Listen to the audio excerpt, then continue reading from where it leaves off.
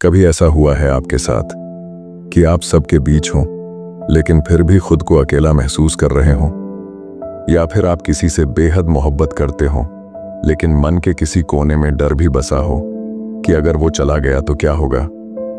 हम सभी चाहते हैं सच्चा प्रेम, कोई ऐसा जो हमें पूरी तरह समझे, अपनाए, थामे। लेकिन क्या आपने कभी खुद से पूछा है, क्या मुझे खुद से प्रेम है, या फिर क्या मैं अकेले रह सकता हूं बिना टूटे। नमस्कार दोस्तों, द रीडिंग कैप्सूल में आपका स्वागत है। आज हम बात कर रहे हैं एक ऐसी किताब की जो आपको इन सवालों से भागने नहीं देगी, बल्कि आपके साथ बैठेगी और कहेगी, चलो सच को देख लेते हैं। किताब है प्रेम क्या है, अकेलापन क्या है। लेखक जे कृष्णमूर्ति। अध्याय 1।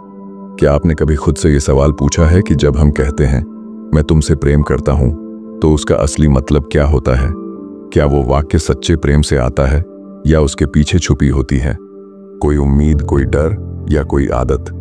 जे कृष्णमूर्ति की किताब प्रेम क्या है, अकेलापन क्या है का पहला अध्याय इसी सवाल से शुरू होता है। मान लीजिए आप रोज किसी के साथ समय बिताते हैं। धीरे धीरे एक भावनात्मक जुड़ाव बनता है। आप कहते हैं मैं उससे प्यार करता हूं, लेकिन कृष्णमूर्ति पूछते हैं क्या वो प्रेम है या सिर्फ एक आसक्ति? कई बार हम जिससे प्रेम करते हैं वो दरअसल हमारे भीतर के खालीपन को भरने का जरिया बन जाता है। हम किसी को चाहते हैं क्योंकि उनके बिना हम अधूरे महसूस करते हैं। कृष्णमूर्ति कहते हैं कि जब प्रेम में डर शामिल हो जाए तो वो प्रेम नहीं रह जाता। सोचिए, अगर आप सच में किसी से प्रेम करते हैं तो क्या आप चाहेंगे कि वो जैसा है वैसा ही बना रहे, या आप चाहेंगे कि वो आपकी उम्मीदों के अनुसार बदले? जब हम सामने वाले को बदलना चाहते हैं, उसे नियंत्रित करना चाहते हैं, तो उसमें प्रेम नहीं बल्कि स्वार्थ छिपा होता है। हम कहते हैं तुम देर क्यों आए, तुम मुझसे क्यों बात कर रहे थे, क्या तुम्हें मेरी जरूरत नहीं? ये सवाल प्रेम से नहीं बल्कि डर और असुरक्षा से आते हैं। कृष्णमूर्ति स्पष्ट कहते हैं जहां भय है वहां प्रेम नहीं हो सकता। हम अपने सुख के लिए किसी को चाहते हैं, लेकिन क्या उस चाहत में उस व्यक्ति की स्वतंत्रता बची रह जाती है? प्रेम तब सच्चा होता है जब उसमें अपेक्षा नहीं होती, जब हम किसी को उसके होने के लिए अपनाते हैं, न कि उसके हमारे लिए कुछ करने के लिए। जब प्रेम में मैं और मेरा आ जाए तो वो प्रेम नहीं, एक सौदा बन जाता है। कृष्णमूर्ति के अनुसार प्रेम कोई भावना नहीं जिसे पैदा किया जाए, बल्कि एक स्थिति है जो तब उभरती है जब भीतर कोई डर नहीं होता। तो अब सवाल यह है, क्या हम प्रेम को जानते हैं या सिर्फ उस विचार से बंधे हुए हैं जिसे हम प्रेम मान बैठे हैं? और जब हम इन सारे भ्रमों को छोड़ दें, अपेक्षा, डर, आसक्ति, तो क्या बचता है? क्या प्रेम तब भी रह जाता है या पहली बार तभी जन्म लेता है? अब यहां से एक और सवाल निकलता है, अगर प्रेम में इतनी स्वतंत्रता है तो फिर हम अकेलापन क्यों महसूस करते हैं? क्या प्रेम की तलाश दरअसल अकेलेपन से भागने की एक कोशिश है? अगले अध्याय में हम बात करेंगे अकेलापन क्या है और क्यों हम उससे डरते हैं। जुड़े रहिए और खुद से पूछिए, क्या मैं सच में प्रेम को जानता हूं? अध्याय 2, अकेलापन क्या है। पिछले अध्याय में हमने समझा कि प्रेम क्या है और कैसे अक्सर हमारी अपेक्षाएं, भय और स्वार्थ हमारे प्रेम को विकृत कर देते हैं। अब आइए बात करते हैं एक ऐसे अनुभव की जो हम सभी ने कभी ना कभी महसूस किया है, पर जिसे हम शायद ही कभी पूरी तरह समझ पाए हैं, और वो अनुभव है अकेलापन। कभी ऐसा हुआ है कि आप किसी भीड़ में हो पर अंदर से बिल्कुल अकेले महसूस करें, या फिर आपके पास सब कुछ हो, परिवार, दोस्त, काम, फिर भी भीतर कुछ खाली लगे, जैसे कोई सन्नाटा हो जो सिर्फ आपको सुनाई देता हो। जे कृष्णमूर्ति कहते हैं कि अकेलापन एक बहुत ही गहरी और वास्तविक स्थिति है, पर समस्या ये है कि हम इससे डरते हैं, इसलिए हम इससे भागते हैं। हम अपने अकेलेपन को ढकने के लिए बाहरी चीजों का सहारा लेते हैं, कभी रिश्तों का, कभी सोशल मीडिया का, कभी काम का और कभी भीड़ का। लेकिन क्या आपने कभी उस अकेलेपन को पूरी तरह महसूस किया है, बिना उसे बदले, दबाए या नजरअंदाज किए? कृष्णमूर्ति कहते हैं अकेलापन तब तक हमारे भीतर बना रहता है जब तक हम उसे पहचानते नहीं, देखते नहीं, समझते नहीं। वो कहते हैं कि अकेलापन कोई ऐसी चीज नहीं जिससे भागा जाए, बल्कि उसे पूरी जागरूकता से देखा जाए। अब सवाल यह है, अकेलापन है क्या? कृष्णमूर्ति बताते हैं कि अकेलापन दरअसल वो स्थिति है जहां व्यक्ति खुद को पूरी तरह से दूसरों से अलग महसूस करता है। वह किसी के साथ जुड़ाव महसूस नहीं करता और उस अलगाव से जो दर्द पैदा होता है वही अकेलापन है। और यही दर्द हमें मजबूर करता है कि हम किसी भी तरह खुद को इससे बाहर निकालें, किसी से जुड़ें, किसी रिश्ते में जाएं, किसी विचारधारा या धर्म से चिपक जाएं, ताकि हम उस आंतरिक खालीपन से भाग सकें। पर कृष्णमूर्ति हमें एक अलग दिशा में ले जाते हैं। वो कहते हैं, भागो मत, उस खालीपन के साथ बैठो, उसे देखो, उसे महसूस करो, बिना किसी निष्कर्ष या तुलना के। जब आप उस अकेलेपन को पूरी तरह समझ लेते हैं तो वो डर खत्म हो जाता है और जो बचता है वो होता है एक गहरी शांति, एक मौन जो भीतर से आता है। ये शांति किसी और से नहीं आती, ना ही किसी किताब या धर्म से। ये तभी आती है जब आप खुद को बिना भ्रम के देख पाते हैं। अब यहां से एक और महत्वपूर्ण सवाल निकलता है, अगर अकेलापन हमारी जरूरतों और डर से पैदा होता है तो क्या हम उस डर को भी पहचान सकते हैं? क्या हम डर से पूरी तरह मुक्त हो सकते हैं? क्योंकि जब तक डर है हम सच्चा प्रेम नहीं कर सकते और न ही सच्चे अर्थों में अकेले रह सकते हैं। अब अगला अध्याय इसी बुनियादी सवाल पर केंद्रित होगा, डर क्या है? क्या डर सिर्फ बाहरी खतरों की प्रतिक्रिया है या ये कुछ ज्यादा गहरा है, कुछ ऐसा जो हमारे सोचने के ढंग में ही छिपा है? चैप्टर 3 में हम इसी की खोज करेंगे, तो जुड़िए हमारे साथ, क्योंकि डर को समझना ही आजादी की ओर पहला कदम है। अध्याय 3, डर क्या है? अब तक हमने समझा कि प्रेम क्या है और अकेलापन किस तरह हमारे भीतर की एक गहरी मानसिक स्थिति है।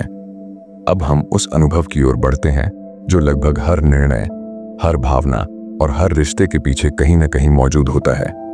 डर क्या है और ये हमारे जीवन को कैसे संचालित करता है? सोचिए, आप किसी से प्रेम करते हैं तो साथ ही एक डर होता है कि वो चला ना जाए।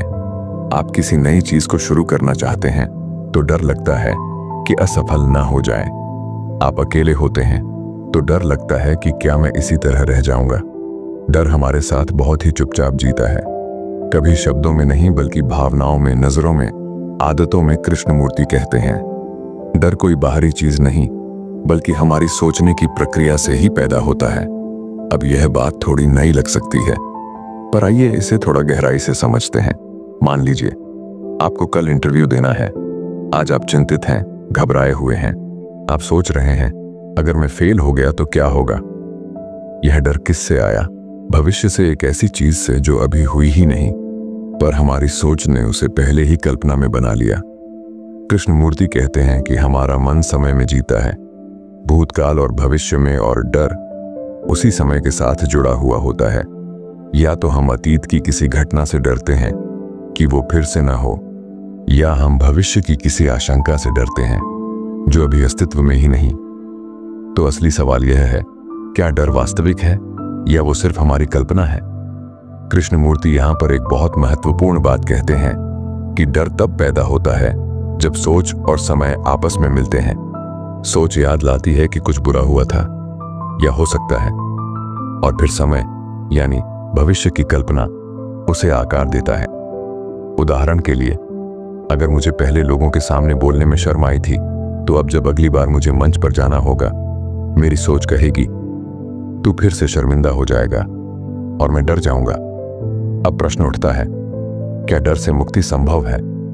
कृष्णमूर्ति कहते हैं कि डर को खत्म करने के लिए उसे समझना पड़ता है, उसे ध्यानपूर्वक देखना पड़ता है, जैसे कोई वैज्ञानिक प्रयोग करता है, बिना पक्षपात के, ना उसे दबाना, ना उससे भागना और ना ही उससे लड़ना।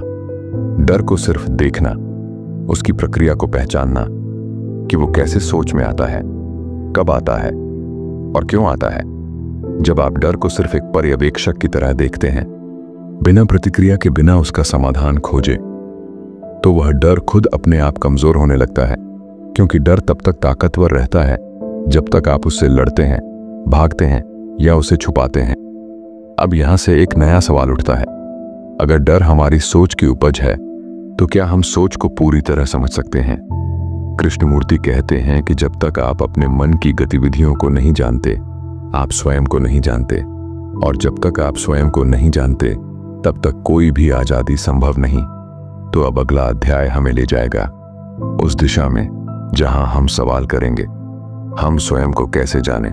क्या खुद को जानना एक किताब पढ़ने जैसा है, या वह कुछ ऐसा है जिसे हर पल, हर रिश्ते, हर प्रतिक्रिया में देखा जा सकता है? चैप्टर 4 में हम बात करेंगे स्वयं का बोध क्या है और क्यों यह सबसे जरूरी खोज है जिसे हम जीवन भर टालते रहते हैं। जुड़िए हमारे साथ, क्योंकि अब हम पहुंचने वाले हैं उस जगह जहां सच्चा परिवर्तन संभव होता है, अपने भीतर। अध्याय 4, स्वयं का बोध क्या है। पिछले अध्याय में हमने समझा कि डर किस तरह हमारी सोच और समय से जुड़ा होता है और कैसे हम उस डर को सिर्फ देखकर उससे मुक्त हो सकते हैं। अब हम एक ऐसे सवाल की ओर बढ़ते हैं जो शायद सबसे कठिन लेकिन सबसे जरूरी है।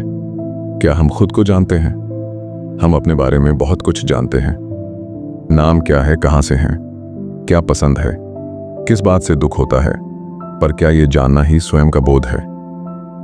कृष्णमूर्ति कहते हैं, खुद को जानना कोई स्थिर जानकारी नहीं, बल्कि एक सतत निरीक्षण की प्रक्रिया है, एक यात्रा है जो हर पल चलती है। अब जरा रुककर सोचिए, आप जब किसी से बात करते हैं, कोई प्रतिक्रिया देते हैं, तो वो प्रतिक्रिया कहां से आती है? विचार से, या पुराने अनुभवों से, या फिर आपके मन के गहरे हिस्सों से जिनकी आपको खुद भी जानकारी नहीं होती? कृष्णमूर्ति कहते हैं कि हमारे भीतर जो मैं है, जो लगातार कहता है मैं अच्छा हूं, मुझे दुख है, मुझे सफलता चाहिए, वह मैं अपने आप में एक यादों और अनुभवों की परछाई है। हम सोचते हैं कि यह मैं स्थायी है, लेकिन वास्तव में यह लगातार बदलता रहता है, हर नए अनुभव, हर नए डर, हर नई उम्मीद के साथ।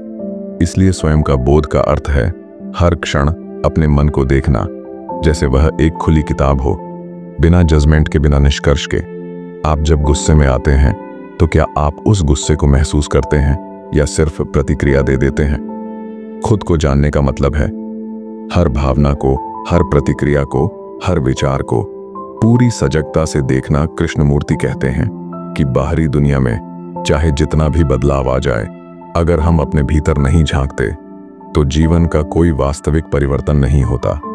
स्वयं का बोध हमें यह समझने में मदद करता है कि हम कैसे सोचते हैं, क्यों हम तुलना करते हैं, क्यों हम दुखी हो जाते हैं और क्यों हम बार बार वही गलतियां दोहराते हैं। अब यह जानना जरूरी है कि स्वयं को जानना कोई अंतिम लक्ष्य नहीं, कोई मुकाम नहीं, बल्कि यह एक जिंदा प्रक्रिया है। हर दिन, हर पल जब आप अपने भीतर की हलचल को देखना शुरू करते हैं तो आप बाहर की दुनिया को भी नए दृष्टिकोण से देखने लगते हैं। आप में एक आंतरिक स्पष्टता आने लगती है जो न किसी किताब से आती है, न किसी गुरु से, बल्कि आपके अपने ध्यान और निरीक्षण से। अब यहां से एक और जरूरी सवाल उठता है, अगर हम खुद को देख सकते हैं तो क्या हम अपने विचारों की गति को भी देख सकते हैं? क्या हम विचार और ध्यान के बीच का फर्क समझ सकते हैं? क्योंकि जब तक हम यह नहीं समझते तब तक हमारा मन हमेशा व्यस्त रहेगा, अतीत में या भविष्य में, और हम कभी उस मौन को नहीं जान पाएंगे जहां से सच्चा बोध और प्रेम पैदा होता है। चैप्टर 5 में हम जानेंगे ध्यान क्या है। क्या ध्यान कोई अभ्यास है, या वह एक ऐसी स्थिति है जो तब घटती है जब मन पूरी तरह शांत और जागरूक होता है? जुड़िए हमारे साथ, क्योंकि अब हम पहुंच रहे हैं उस बिंदु पर जहां केवल जानकारी नहीं बल्कि वास्तविक आंतरिक परिवर्तन शुरू होता है। अध्याय 5, ध्यान क्या है। पिछले अध्याय में हमने एक बहुत महत्वपूर्ण बात समझी, स्वयं का बोध क्या है।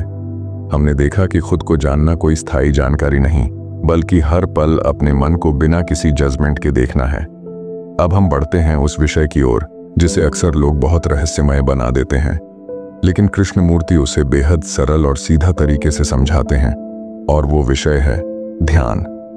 जब हम ध्यान शब्द सुनते हैं तो हमारे मन में कई छवियां उभरती हैं। कोई आंखें बंद किए बैठा है, कोई माला जप रहा है, कोई संगीत सुनते हुए शांति महसूस कर रहा है। पर क्या यही ध्यान है? कृष्णमूर्ति कहते हैं ध्यान कोई क्रिया नहीं है, ना ही कोई अभ्यास। ध्यान एक ऐसी स्थिति है जो तब उत्पन्न होती है जब मन पूरी तरह जागरूक और शांत होता है। अब जरा इसे थोड़ा गहराई से समझते हैं। हमारा मन सामान्यतः या तो अतीत में होता है, या भविष्य में, या किसी विचार में उलझा रहता है। पर ध्यान वह स्थिति है जब मन इन सभी गतिविधियों को देखता है और धीरे धीरे इनसे मुक्त होने लगता है। ध्यान कोई तकनीक नहीं है, कोई विधि नहीं, बल्कि यह एक सहज और गहरी जागरूकता है। कृष्णमूर्ति कहते हैं कि ध्यान तब नहीं होता जब आप उसे जानबूझकर करते हैं, बल्कि वह तब होता है जब आप जीवन को पूरी सजगता से जीने लगते हैं। जब आप पेड़ को देखते हैं बिना उसे नाम दिए, बिना उसे पहचानने की कोशिश किए, सिर्फ देखते हैं जैसे पहली बार देख रहे हों, तो वही सच्चा ध्यान है। जब आप किसी के साथ बात कर रहे होते हैं और आप पूरी तरह सुनते हैं, बिना तुलना, बिना निष्कर्ष के, तो वह ध्यान है। ध्यान का मतलब है हर पल में पूरी तरह उपस्थित होना, बिना विचलित हुए, बिना भागे हुए। पर यह बहुत सरल नहीं है, क्योंकि हमारा मन वर्षों से एक ही ढंग से चलता आया है। वो सोचता है, तुलना करता है, योजना बनाता है और कभी शांत नहीं होता। कृष्णमूर्ति बताते हैं कि ध्यान कोई ऐसी चीज नहीं जिसे आप कुछ मिनटों के लिए करें और फिर छोड़ दें, बल्कि यह एक जीवन शैली है, एक ऐसा दृष्टिकोण जिसमें हर अनुभव, हर भावना, हर विचार पूरी सजगता से देखा जाता है। और जब यह देखने की प्रक्रिया गहरी हो जाती है तो मन अपने आप शांत हो जाता है। उस शांति को पाने के लिए कोई जोर लगाने की जरूरत नहीं होती। वह शांति आती है जब भीतर कोई संघर्ष नहीं होता, और जब मन पूरी तरह शांत होता है तो वही ध्यान की अवस्था है, वही सच्ची समझ की भूमि है, जहां प्रेम, करुणा और स्पष्टता स्वाभाविक रूप से जन्म लेते हैं। ध्यान का अंतिम उद्देश्य कुछ पाना नहीं है, बल्कि ध्यान स्वयं ही पूर्ण है, क्योंकि उसमें आप खुद को और इस जीवन को जैसा है वैसा देख पाते हैं, बिना किसी पर्दे के। तो अब तक हमने समझा कि ध्यान कोई सीमित अभ्यास नहीं, बल्कि संपूर्ण जीवन को देखने की कला है। अब एक गहरा सवाल उठता है, जब मन पूरी तरह शांत और जागरूक हो जाए तब क्या होता है?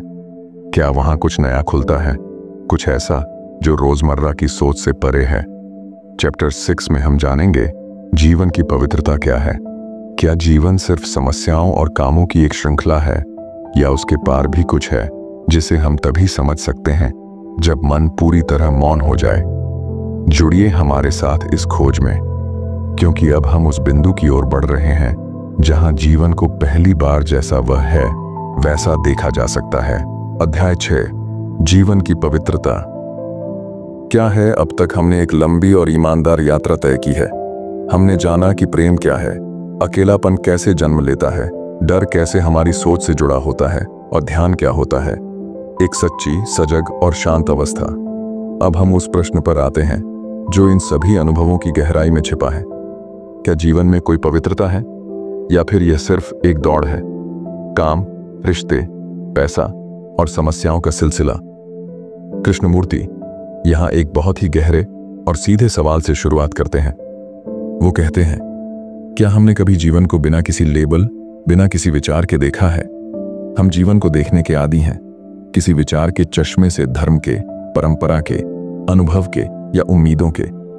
लेकिन क्या हमने कभी जीवन को वैसे देखा है जैसे वह है, पूरी सादगी, पूरी नजाकत और पूरी मौनता में? कृष्णमूर्ति कहते हैं कि जब मन पूरी तरह शांत होता है, जब विचार रुक जाते हैं और तब कोई मांग नहीं होती, कोई तुलना नहीं होती, कोई लक्ष्य नहीं होता, तभी हम जीवन की उस गहराई को छूते हैं जिसे वे पवित्रता कहते हैं। अब यहाँ पवित्रता का अर्थ किसी धार्मिक कर्मकांड या पूजा से नहीं है, बल्कि एक ऐसी स्थिति से है जहां मन एकदम साफ, सरल और सजग होता है। वो क्षण जब आप पेड़ की हरियाली को देखते हैं या आकाश की नीरवता को, और आपके भीतर कोई हलचल नहीं होती, सिर्फ मौन होता है। वही मौन, वही पूर्ण उपस्थिति, वही वास्तविक पवित्रता है। इस पवित्रता का कोई नाम नहीं, कोई आकार नहीं, कोई धर्म नहीं। यह अनुभव सिर्फ तब होता है जब मैं नाम की भावना, मेरा डर, मेरी उम्मीदें, मेरी धारणाएं, सब कुछ शांत हो जाता है, और उस मौन में जो कुछ प्रकट होता है वही जीवन की वास्तविक गहराई है। कृष्णमूर्ति यहाँ जोर देते हैं कि पवित्रता कोई ऐसा लक्ष्य नहीं जिसे पाया जाए, यह कोई उपलब्धि नहीं, बल्कि एक स्वाभाविक स्थिति है जो तब आती है जब मन पूरी तरह खाली और सजग हो।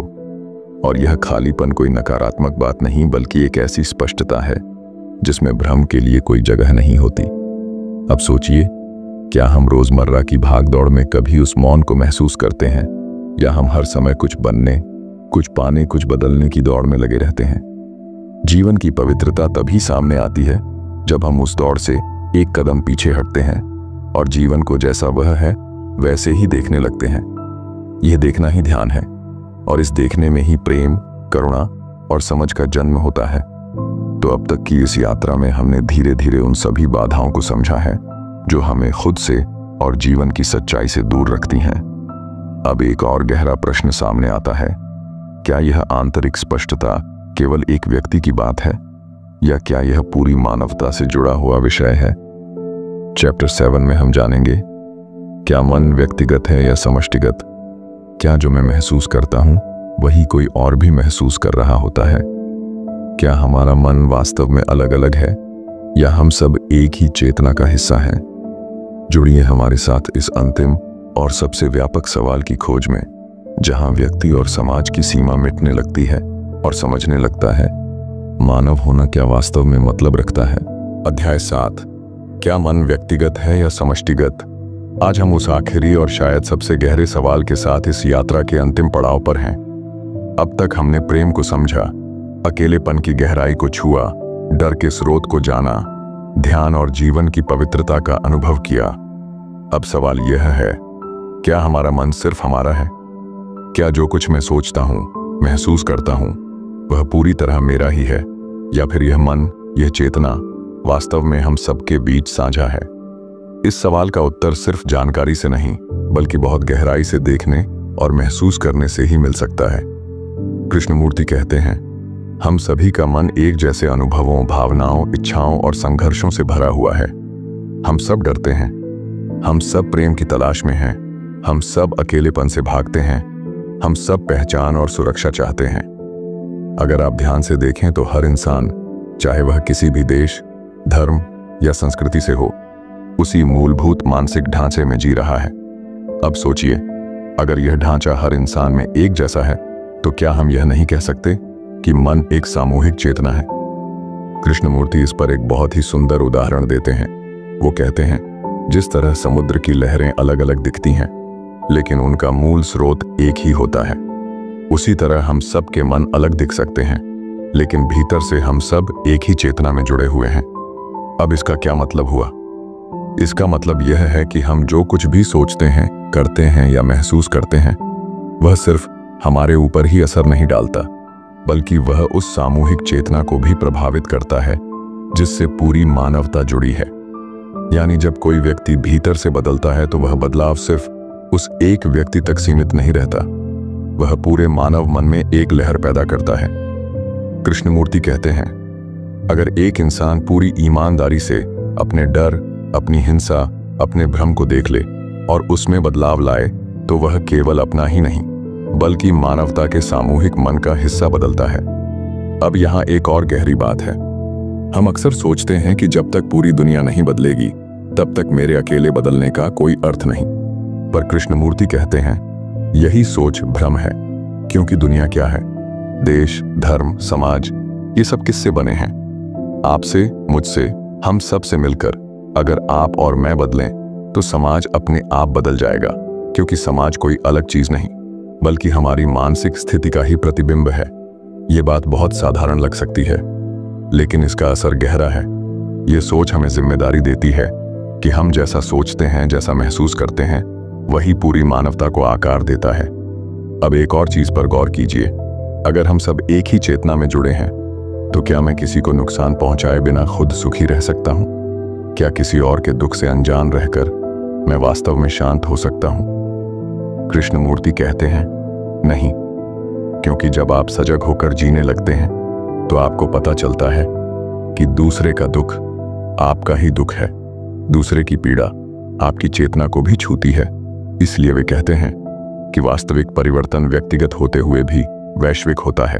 अब सोचिए, यह समझ अगर हम में आ जाए, तो नफरत, युद्ध, जातिवाद, धर्म के नाम पर विभाजन, इन सब का क्या कोई आधार रह जाएगा? अगर मैं जान लूं कि सामने वाला और मैं अलग शरीर हो सकते हैं, लेकिन भीतर से एक ही चेतना से जुड़े हैं, तो क्या मैं उसे नुकसान पहुंचा सकता हूं? शायद नहीं। और यहीं से शुरू होती है एक नई मानवता की संभावना। कृष्णमूर्ति की दृष्टि बहुत साफ है। मनुष्य को बाहर की चीजों से नहीं, बल्कि भीतर से क्रांतिकारी रूप से बदलने की जरूरत है। जब मन स्पष्ट होता है, जब वह अपने भ्रमों, इच्छाओं और डर को देख लेता है, तो वह खुद को भी बदलता है और पूरी मानवता में एक नई ऊर्जा का संचार करता है। यह बदलाव किसी संगठन से नहीं आएगा, न किसी धार्मिक या राजनीतिक व्यवस्था से, बल्कि आपसे, एक एक व्यक्ति की सजगता से। तो दोस्तों, अब यह पूरी यात्रा यहीं पर समाप्त नहीं होती, बल्कि यहां से शुरू होती है, क्योंकि अब जिम्मेदारी हमारी है। अब यह पूछने का समय नहीं कि दुनिया कब बदलेगी, बल्कि यह पूछने का समय है, क्या मैं अपने भीतर स्पष्टता ला सकता हूं? क्या मैं अपने जीवन को समझदारी, प्रेम और सजगता से जी सकता हूं? क्योंकि अगर आप बदलते हैं, तो वह बदलाव पूरे मानव मन में दर्ज हो जाता है। और यही है कृष्णमूर्ति का संदेश। समझना ही क्रांति है, और यह क्रांति बाहर नहीं, आपके भीतर होती है। तो दोस्तों, आज हमने मिलकर एक ऐसा सवाल छुआ जो शायद हर किसी के दिल में कहीं ना कहीं छुपा होता है। हमने जाना कि असली बदलाव कहीं बाहर नहीं, हमारे अपने भीतर से शुरू होता है। चाहे वो डर को समझना हो, अकेलेपन को अपनाना हो, या उस मौन को महसूस करना हो जहां जीवन की सच्चाई छिपी है। हर चीज एक ही दिशा में इशारा करती है। खुद को ईमानदारी से देखना शुरू करो। आपको सब कुछ एक साथ बदलने की जरूरत नहीं है, बस एक छोटा सा कदम उठाइए। शायद आज कुछ देर चुपचाप बैठिए, अपने मन को बिना जज किए सिर्फ देखिए, बस वहीं से बदलाव शुरू होगा। अगर आपको यह यात्रा कुछ सोचने पर मजबूर करती है, अगर आपने कुछ नया महसूस किया है, तो इस चैनल से जुड़े रहिए, क्योंकि हम यहाँ दिखावे की बातें नहीं, बल्कि सच को साथ बैठकर देखने की कोशिश करते हैं। वीडियो पसंद आया हो तो शेयर कीजिए, या किसी एक इंसान को भेजिए जो शायद अभी खुद को समझने की तलाश में है। और याद रखिए, आप जैसे हैं वहीं से शुरुआत हो सकती है। बिल्कुल यहीं से फिर मिलेंगे एक और सच्ची, भीतर छूने वाली बात के साथ। ध्यान रखिएगा और खुद से जुड़े रहिए।